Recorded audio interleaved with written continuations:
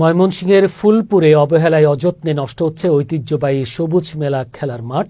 এই মাঠের সাথে জড়িয়ে আছে হাজারো মানুষের সোনালী স্মৃতি। 1883 সালে ফুলপুর পাইলট সরকারি উচ্চ বিদ্যালয়ের শিক্ষার্থীদের খেলাধুলার জন্য নির্মিত মাঠটি এখন গরু ছাগল ও ইট বালুর দখলে।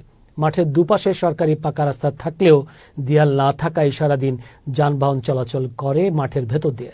স্থানীয় প্রভাবশালীদের ইট বালু ও রড রাখার কারণে নষ্ট হচ্ছে মাঠের প্রকৃত সৌন্দর্য। মাঠে খেলতে আসা শিক্ষার্থীরা জানান, কর্তৃপক্ষের অবহেলায় মাঠটি এখন ধ্বংসের পথে। জরুরি ভিত্তিতে এই মাঠটি সংস্কারের দাবি জানান তারা।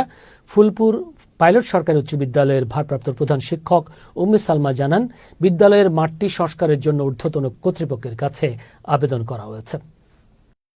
দাবি থাকবে এই মাঠ দ্রুত সংস্কার করা হোক এবং খেলার উপযুক্ত করা হোক, যাতে করে তরুণ সমাজ সবাই খেলাধুলায় খেলতে আগ্রহ প্রকাশ করে আর কি। আমাদের বিদ্যালয়ের খেলার মাঠটি সংস্কার করার জন্য ঊর্ধ্বতন কর্তৃপক্ষের কাছে আবেদন করা হয়েছে। সেই আবেদনের প্রেক্ষিতে আশা করি খেলার মাঠটি দ্রুতই সংস্কার করা হবে।